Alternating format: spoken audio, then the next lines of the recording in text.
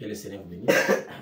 Nous sommes vraiment dans la joie pour notre Dieu, pour la souffle de vie qu'il nous a accordée. Et c'est sa grâce. C'est la grâce du Seigneur qui nous fait voir cette journée, alors que plusieurs personnes sont mortes. Les prisons sont remplies des innocents. Les hôpitaux sont remplis des malades. Mais nous, Dieu nous accorde la vie. Je voulais vous annoncer que nous n'aurons pas les moyens de faire ces prières tous les jours parce que le matériel nous fait les défauts. Nous manquons de matériel nécessaire. Alors, l'appareil qui nous servait à faire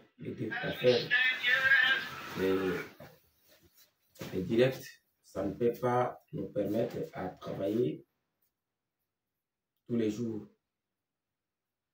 Nous demandons la grâce de Dieu, que le Seigneur puisse nous donner plus de matériel. Quand le Seigneur nous donnera plus de matériel, nous allons recommencer nos prières. La prière, c'est ça notre force. La prière, c'est ça la vie de l'Église. La force de l'Église, c'est la prière. Mais sans matériel, on ne peut pas le faire. C'est là où le prophète Branham nous dit, sans l'argent, cet évangile ne peut pas avancer. Donc, quand l'évangile est prêché, il nous faut plus de l'argent pour acheter plus de matériel qui va nous permettre à mettre cet évangile à la vie de tout le monde. Nous allons prendre un petit temps pour prier. Éternel Jésus, tendre Père Céleste, nous te bénissons pour ta grâce, pour ta miséricorde, pour ta puissance. Nous te disons merci pour la source de vie. Nous te disons merci parce que réellement tu as pris des choses cachées, tu nous as montré. Des choses que l'homme ne peut pas voir. Des choses que personne ne peut comprendre. Mais nous avons eu cette grâce de voir. Et ta parole nous dit que Dieu ne peut pas condamner sans d'abord laisser le temps à l'homme d'écouter. Et Seigneur, nous allons être sans excuse, sans pardon, sans accepter ton avertissement. Et nous ne voulons pas, Seigneur, tomber dans les pièges du diable, d'être des hommes qui n'écoutent pas, des insensés. Pardonne-nous, pardonne notre ignorance, pardonne notre têtillesse, pardonne notre faiblesse. Oh Dieu, laisse que l'amour agapao puisse régner sur nous. Nous nous abandonnons entre tes mains. Bénis cette culte, cet instant de prière plutôt. Parce que la prière, c'est ça notre force. Nous manquons de matériel, Seigneur, pour te servir. Cette œuvre, c'est ton travail. Alors nous t'invitons, toi, le maître, les propriétés de cette œuvre, de pouvoir prendre toi-même en main. Donne-nous les moyens qu'il faut pour acheter les bons matériels pour te servir. Dans le nom de Jésus-Christ. Amen. Amen. Nous allons prendre quelques minutes. Faute de matériel, on ne peut pas vraiment avancer.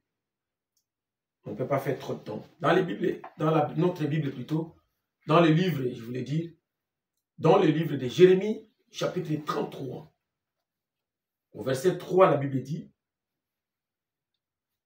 Jérémie 33, verset 3, invoque-moi et je te répondrai. Je te montrerai des grandes choses, des choses cachées que tu ne connaisses pas. Amen. Amen. Là, la parole nous parle d'invoquer. Pourquoi nous allons invoquer? Dieu veut que nous puissions l'invoquer. Le Seigneur veut que nous puissions nous présenter devant sa présence avec foi.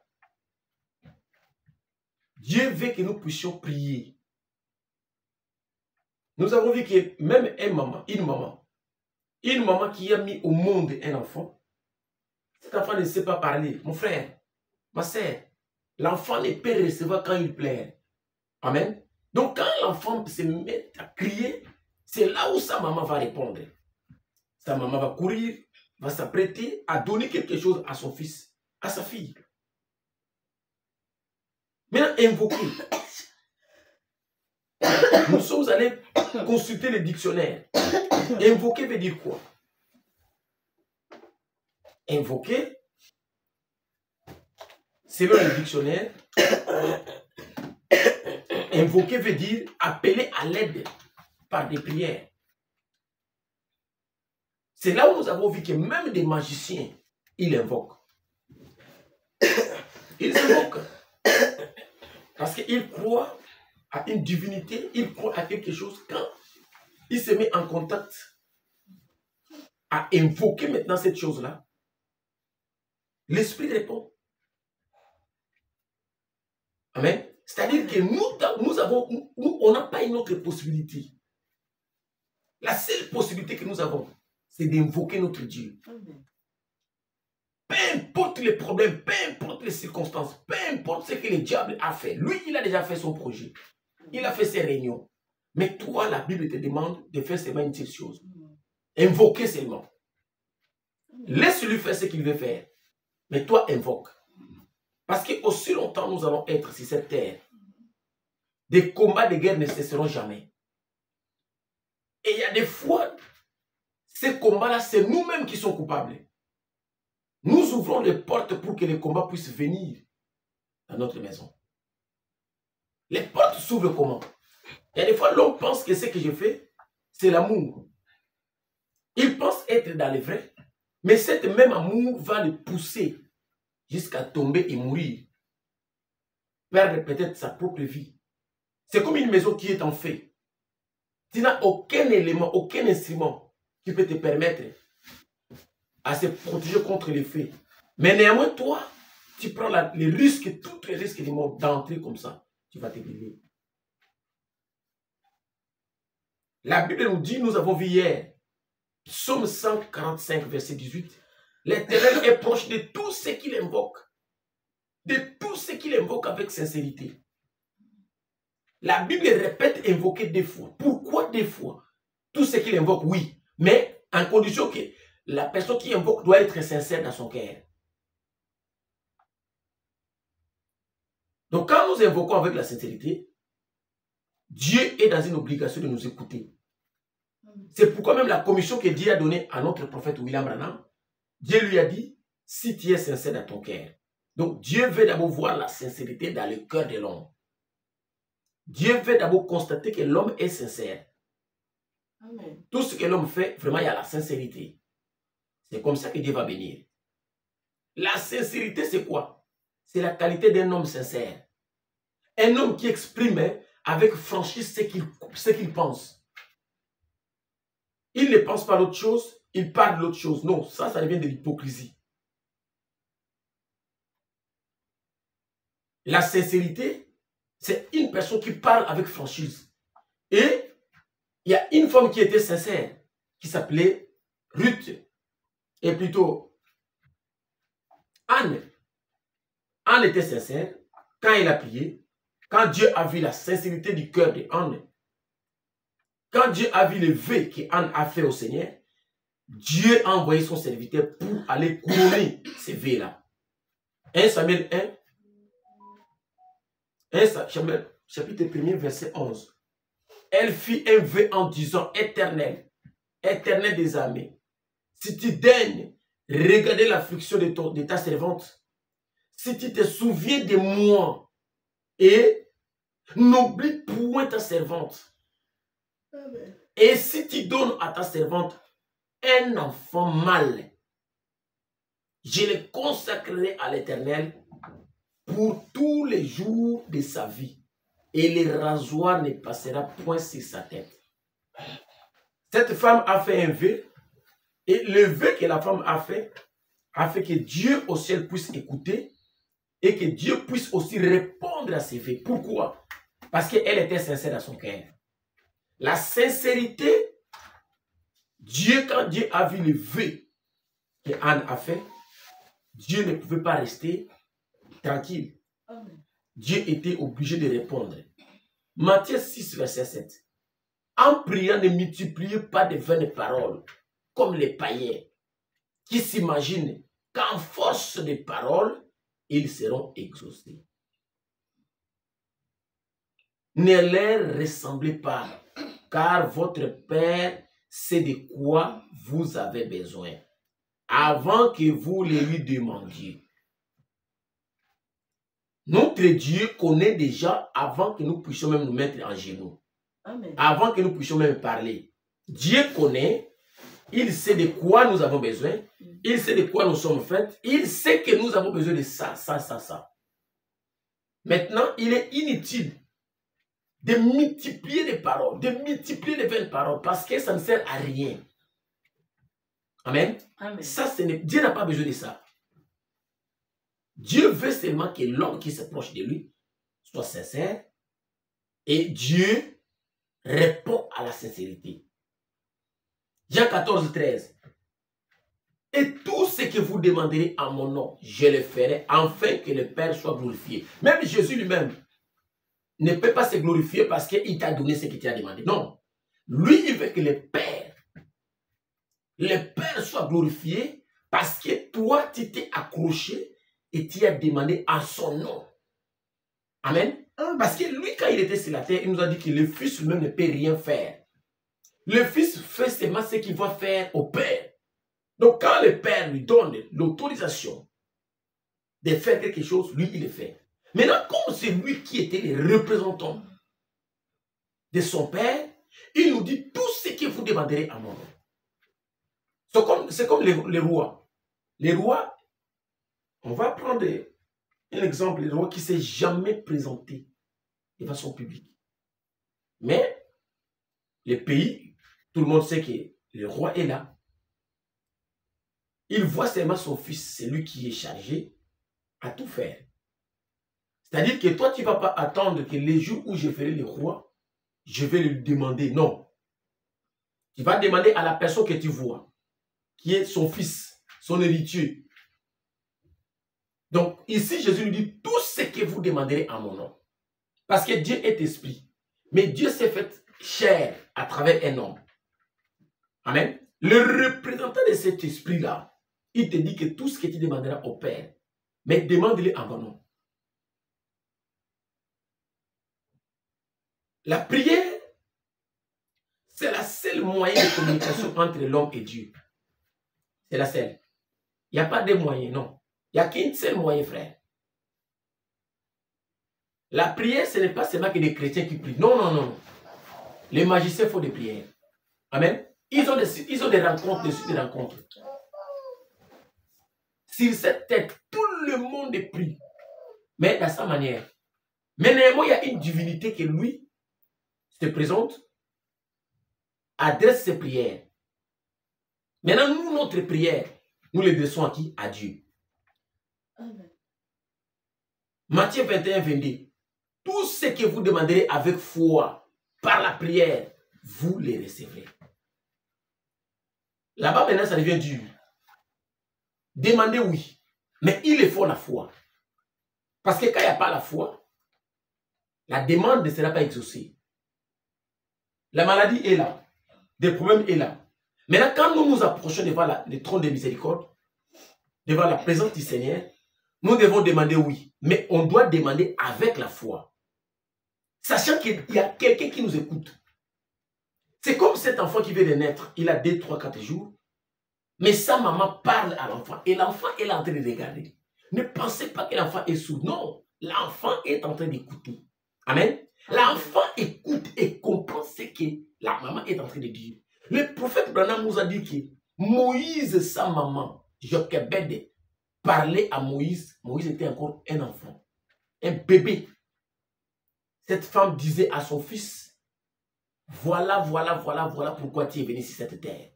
Voilà le but pour laquelle Dieu t'a mis sur cette terre. Nous sommes un peuple étranger. Nous étions dans tel pays. Voilà pourquoi nous sommes venus ici. Ces paroles restaient dans les cœurs, dans la tête de l'enfant. Donc, la prière, c'est la conversation du croyant avec son Dieu. C'est la seule moyen de contact entre l'homme et Dieu. C'est la prière. Amen. Donc, amen. Dieu écoute toujours, même un sorcier, je répète, même un sorcier, quand il prie, quand il place la foi au Fils de Dieu, le Seigneur Jésus-Christ, Dieu l'écoute. Pourquoi? Parce que lui, il croit que quand je prie, Dieu va m'écouter. Comme il a dit que tout ce que vous demanderez à mon nom, eh bien moi aussi je vais demander. La prière, c'est l'arme la plus puissante au monde. C'est pourquoi vous voyez que le diable combat toujours la prière. On peut tout faire. Nous pouvons travailler du matin au soir, de lundi à lundi, de lundi à dimanche. Là, il n'y a pas de problème. Mais quand on se met à prier, frère, toutes les attaques du diable vont s'élever. Le diable n'aime pas la prière. Le diable cherchera de toutes les façons pour te combattre, pour te détruire, pour te tuer. Frère Branham me dit, quand Jésus a guéri les malades, là c'était ok. Plutôt quand Jésus a chassé les démons, c'était ok. Mais quand il a ressuscité un mort, quand Jésus prêchait l'évangile, c'était ok. La parole, tout le monde peut prêcher. Mais Branham dit, quand Jésus commençait maintenant à guérir les malades, à chasser les démons, non, les souverains sacrificateurs ont dit non, il faut qu'on arrête ça. Parce que tout le monde faut commencer à croire à lui. La prière, quand Dieu descend et confirme, frère, il faut toujours qu'il puisse avoir les secousses dans les camps du diable. Les diables n'aiment pas. Les enfants de Caïn n'aiment pas la prière. Ils prient aussi. Mais quand toi, un saint injuste, un homme sincère, tu te mets à genoux et que tu commences à prier, quand le ciel écoute, c'est fini. Amen. La guerre doit commencer. Donc, ce n'est pas toi qui as déclenché la guerre. Amen. Tu vas te poser des questions. Qu'est-ce qui ne va pas? Qu'est-ce que je fais pour que nous puissions entrer dans cette conflit? Pour que nous puissions arriver jusqu'à ce moment. Mais, laisse-moi te dire une seule chose. La seule chose qui fait que la guerre puisse éclater, c'est parce que Dieu est en train de te confirmer. Maintenant, toi, accroche-toi dans la prière. N'abandonne pas. Ne dis pas que c'est toi qui es coupable. C'est toi le problème. Tu n'as aucun problème. Le diable n'aime pas, les enfants du diable n'aiment pas la prière. Les sorciers n'aiment pas les prières. Mes frères, j'ai un grand regret quand je vous annonce qu'on ne fera pas de prière matinale. Parce qu'on n'a pas des appareils. On n'a pas des appareils. On avait un téléphone portable qui nous servait à faire ce travail. Le téléphone est encore tout neuf. Mais ça ne peut pas supporter à filmer tous les jours. Amen. Il nous faut vraiment une bonne caméra, un ordinateur pour faire ce travail. Mais aussi longtemps, nous sommes dans les débits, on n'a pas de moyens suffisants. Nous allons tous abandonner cela dans la main du Seigneur. Là aussi, à la maison, là où vous êtes, priez pour ça. Nous avons besoin de votre prière. Priez pour ça, pour que Dieu puisse nous donner des moyens d'acheter des matériels qu'il faut pour faire ce travail. Un grand ministre m'a dit, frère, ce que tu es en train de faire, c'est un grand travail que toi-même tu ne te rends pas compte. Moi, je suis dans la joie. Et j'ai beaucoup, qu'est-ce qu'il peut dire? J'étais étonné, voilà. Parce que c'est un grand ministre qui fait des campagnes, Dieu se manifeste avec puissance dans ce qu'il fait. Mais si peut reconnaître ce que nous faisons ici. Amen. Moi, j'étais vraiment étonné. Donc, jusqu'à présent, quand je regarde la personne, je suis étonné. Écoute ce que Branham dit. Vous allez comprendre pourquoi le diable n'aime pas la prière. Pourquoi le diable nous combat.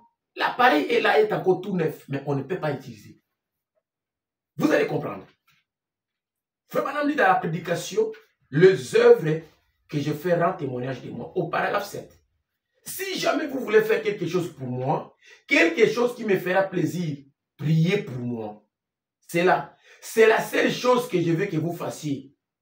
Priez pour moi parce que je sais que la prière change les choses. Là, c'est le prophète que Dieu nous a envoyé. Il nous dit, si vous voulez m'aider, s'il y a réellement quelque chose que vous pensez faire, pour moi, Branham, prie pour moi. Parce que moi, Branham, je sais que la prière change les choses. Il a mis les en général, avec S à la fin. Chose avec S à la fin. Elle change même la pensée de Dieu sur des choses. Elle change le programme de Dieu. Les croyez-vous? Dieu peut dire une chose, ça va arriver comme cela. Et la prière va changer sa pensée là-dessus. C'est déjà arrivé. Frère Branham dit, Dieu peut prendre la décision, je vais te tuer demain. Toi, demain, tu vas mourir. Mais quand tu te mets à genoux, tu commences à prier. La mort change à la vie. Amen. Amen. Le noir, admettons que ça c'est les couleurs noires. Les couleurs noires ici vont changer en blanc. Pourquoi? Parce que tu as prié. C'est pourquoi vous voyez que même les appareils tombent en panne. Un téléphone que j'ai acheté le mois de février passé, même pas un an, tout neuf. Ça ne peut pas filmer. Vous rappelez-vous quand Ézéchias allait mourir et que le prophète s'est rendu là et lui a dit de mettre sa maison en ordre. Et ensuite, Ézéchias tourna son visage contre les murs et pleura amèrement devant le Seigneur. Il dit, Seigneur, il a marché devant lui toutes ces années-là avec un cœur intègre. Et il voulait qu'on lui ajoute 15 années. Et le prophète était déjà parti, mais l'Esprit du Seigneur est venu sur le prophète. Il a dit, rentre, lui dire que j'ai entendu sa prière. Et 3 jours après, il a quitté le lit. 3 jours après, il a quitté le lit. Voyez-vous? Voyez? Dieu pouvait directement le prendre de son lit. En ce moment-là même. N'est-ce pas? N'est-ce pas? Ne croyez-vous pas? Ne croyez-vous pas que c'est là? Pendant que nous, cependant, nous devons connaître les programmes de Dieu et tout comment il est. Frère Branham me dit, Dieu pouvait prendre les prophètes, le roi Ézéchias. Ézéchias était malade. Dieu a envoyé son prophète, Ésaïe, un véritable prophète de Dieu.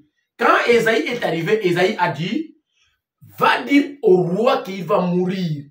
Comme il est là, étendu sur le lit de l'hôpital, il ne va pas survivre, il va mourir. Les prophètes arrivent avec l'ainsi dit le Seigneur. Maintenant, regardez à la fin, qu'est-ce qui se passe? Les prophètes arrivent, mais néanmoins, malheureusement, quand le roi est resté, frère, ne discutez pas. S'il te plaît, je vous en supplie. Je vous demande pardon.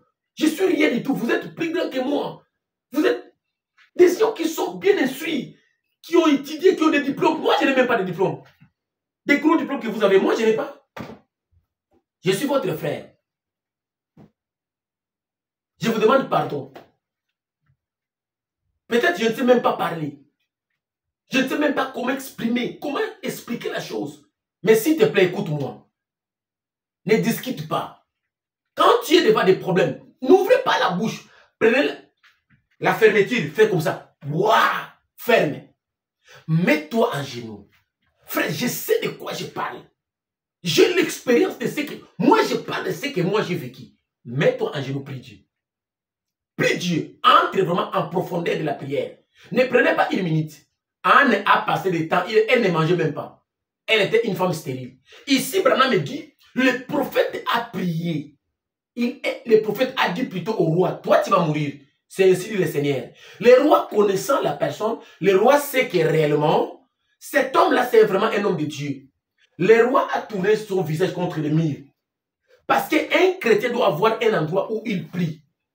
Cet endroit-là est consacré. Là-bas, on ne joue pas. Quand tu te trouves devant cet endroit-là, tu sais qu'il y a une présence qui est là. Le roi a commencé à prier. Il a demandé pardon. Le roi a dit, j'ai marché avec un cœur intègre. Mais toi et moi, nous sommes des pécheurs. On n'a rien fait de beau devant le Seigneur. Mais maintenant, toi et moi, nous allons nous accrocher à ce que lui, il a fait. Le sang qu'il a versé au calvaire. Dis-lui que tu es mort à cause de moi. Je suis coupable. Pourquoi les grands dieux pouvaient laisser le ciel, les trônes d'adoration des anges, venir mourir pour moi, s'il te plaît? Je suis rien. Je suis comme les bandits là, les violeurs à la croix. Son dernière seconde, il a reconnu. Moi, je viens reconnaître que j'ai tort. S'il te plaît, c'est toi qui es 3 fois saint. Ayez pitié de moi. Ne discutez pas avec la personne. Le diable cherche là où vous allez vous mettre à discuter. Des disputes vaines, des choses vaines, c'est là où le diable va entrer pour frapper. Il y a des fois, c'est nous-mêmes qui ouvrons les portes pour que le diable puisse entrer. Quand la porte est fermée, personne ne peut entrer. Maintenant, comment toi tu ouvres les portes? C'est quand tu te mets à discuter avec les gens qu'il ne fallait pas. Cette distraction va faire en sorte que le diable puisse venir, il profite, bam, il jette un sort. Ici, Frère Branham dit, la prière change même la pensée de Dieu. La prière change des choses. La prière change même les programmes de Dieu. Dieu a fait son programme. Il a dit, j'ai besoin d'un homme ici, à côté de moi au ciel. Cet homme-là, c'est Ézéchias. Ésaïe plutôt. Toi, le prophète Ézéchias, le prophète Ésaïe va dire au roi Ézéchias qu'il va mourir. Est-ce qu'Ézéchias était mort? Non. Ézéchias était bel et bien vu. Ézéchias vivait encore pendant 15 ans. Pourquoi? Parce que Dieu a écouté sa prière. Mais c'était le même Dieu qui a dit au roi, au prophète, va dire au roi, il mourra. Maintenant, quand le roi s'est mis en genoux, quand il a commencé à prier, paf, Dieu est descendu. Directement, il a changé la chose. C'est pourquoi le diable ne peut pas laisser quelque chose qu'il voit que ça combat son royaume en paix.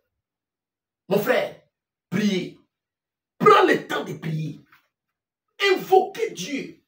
Peu importe les problèmes. Dieu t'écoute. Dieu te connaît. Invoque-lui. Il te répondra. Parce qu'il a dit dans sa parole, invoque-moi, je te répondrai. Et je te montrerai même des choses cachées. Philippiens 4, nous allons prier. Ne vous inquiétez de rien, mais en toutes choses, faites connaître vos besoins à Dieu par des prières et des supplications avec des actions de grâce. Et la paix de Dieu, qui surpasse toutes choses, qui surpasse toute intelligence plutôt, gardera vos cœurs et vos pensées en Jésus-Christ. Ne vous inquiétez de rien. Dieu nous donne l'opportunité de présenter nos prières, nos problèmes devant lui. Prions. Éternel des armées, nous venons devant ta présence, Seigneur. Nous te disons merci. Merci pour cette opportunité que tu nous as donnée de pouvoir marcher avec toi, de voir ce matin. C'est la grâce que tu nous fais d'être des vivants. Oh Dieu, je présente devant toi, Seigneur, cette église, ton peuple, tous nos problèmes, nos fardeaux, nos manquements, nos péchés, nos iniquités. Nous te demandons, Seigneur, d'être miséricordieux envers nous. Toi qui étais 3 fois saint, tu es mort au calvaire. Tu es mort pour nous, Seigneur, au calvaire. Sois miséricordieux envers nous. Pardonne nos manquements, nos fautes, nos iniquités, nos péchés. Élève-nous dans les lieux célestes en Jésus-Christ. Bénis-nous à jamais, Seigneur. Nous avons besoin de matériel pour te servir. Ce n'est pas le travail d'un homme. C'est ton travail. Touche les cœurs de tes enfants. Suscite des hommes et des femmes qui vont soutenir cette œuvre pour aller de l'avant.